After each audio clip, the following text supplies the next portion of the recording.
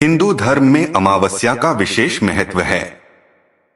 माघ माह के कृष्ण पक्ष में आने वाली अमावस्या माघ अमावस्या या मौनी अमावस्या कहलाती है।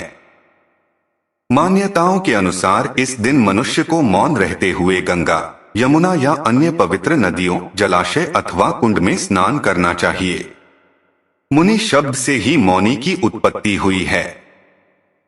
माना जाता है कि इस दिन मौन रहकर व्रत करने वाले व्यक्ति को मुनि पद की प्राप्ति होती है।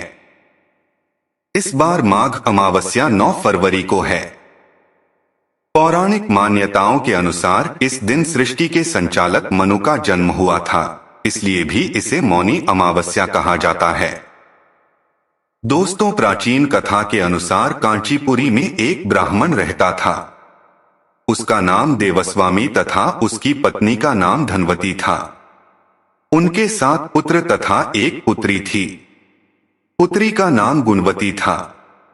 ब्राह्मण ने 7 पुत्रों को विवाह करके बेटी के लिए वर खोजने अपने सबसे बड़े पुत्र को भेजा।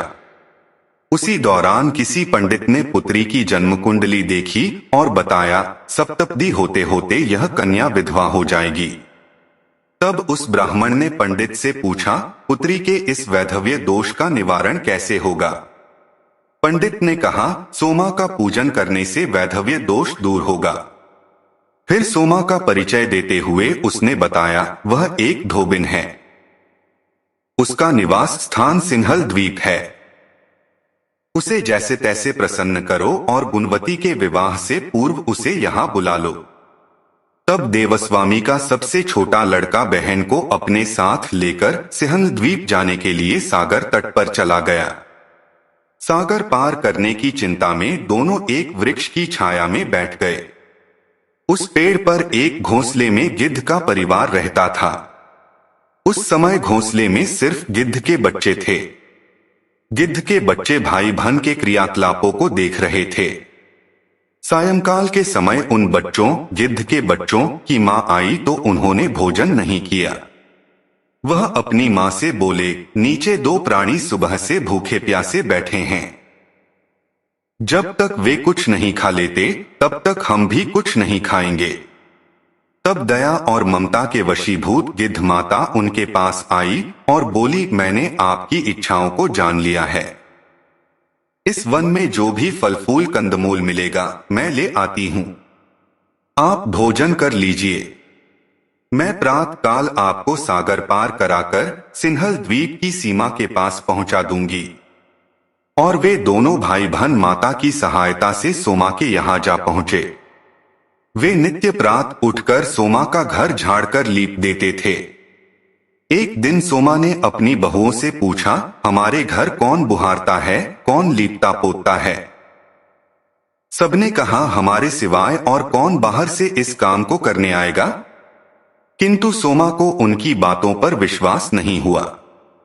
एक दिन उसने रहस्य जानना चाहा। वह सारी रात जागी और सब कुछ प्रत्यक्ष देखकर जान गई। सोमा का उन बहन भाई से वार्तालाप हुआ। भाई ने सोमा को बहन संबंधी सारी बात बता दी।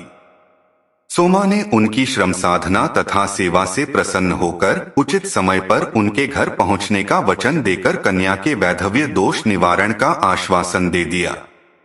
मगर भाई ने उससे अपने साथ चलने का आग्रह किया। आग्रह करने पर सोमा उनके साथ चल दी। चलते समय सोमा ने बहुओं से कहा, मेरी अनुपस्थिति में यदि किसी का देहांत हो जाए तो उसके शरीर को नष्ट मत करना, मेरा इंतजार करना। और फिर सोमा बहन भाई के साथ कांचीपुरी पहुंच गई। दूसरे दिन गुणवती के विवाह का कार्यक्रम तय हो गया। सप्तपदी होते ही उसका पति मर गया। सोमा ने तुरंत अपने संचित पुण्यों का फल गुणवती को प्रदान कर दिया। तुरंत ही उसका पति जीवित हो उठा। सोमा उन्हें आशीर्वाद देकर अपने घर चली गई। उधर गुणवती को पुण्यफल देने से सोमा के पुत्र जामाता तथा पति की मृत्यु हो गई।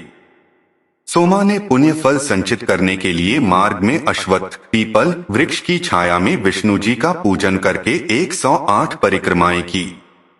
इसके पूर्ण होने पर उसके परिवार के मृतक जन जीवित हो उठे। निष्काम भाव से सेवा का फल मधुर होता है, इस व्रत का यही लक्ष्य है। दोस्तों, ये थी मौनी अमावस्या की प्राचीन कथा। अब मैं आपको इसका महत्व, पूजा विधि, पूजा का शुभ मुहूर्त बतलाने जा रहा हूँ।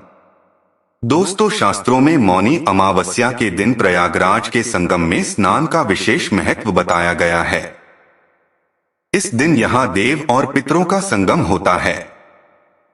कहा जाता है कि माघ के महीने में देवतागण प्रयागराज आकर अदृश्य रूप से संगम में स्नान करते हैं। इस दिन किया गया जप, तप, ध्यान, स्नान, दान और हवन कई गुना फल देता है। शास्त्रों के अनुसार इस दिन मौन रखना, गंगा स्नान करना और दान देने से विशेष फल की प्राप्ति होती है।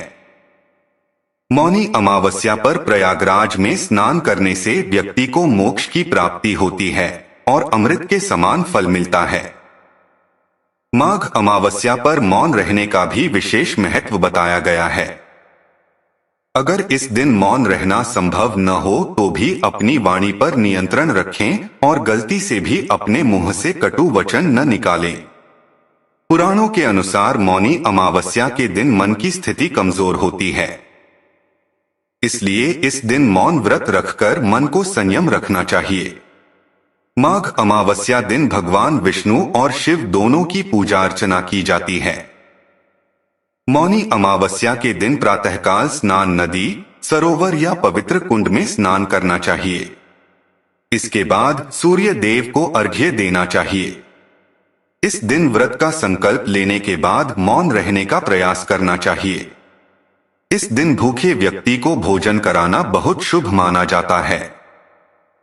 माघी अमावस्या के दिन अनाज, वस्त्र, तिल, आंवला, कंबल, पलंग, घी और गौशाला में गाय के लिए भोजन का दान करना चाहिए। माघ अमावस्या पर पितरों का तर्पण करने से उन्हें मोक्ष की प्राप्ति होती है। इस दिन मन, कर्म और वाणी के जरिए किसी के लिए अशुभ नहीं सोचना चाहिए। तो दोस्तों, ये थी मौनी अमावस्या से जुड़ी महत्वपूर्ण जानकारी।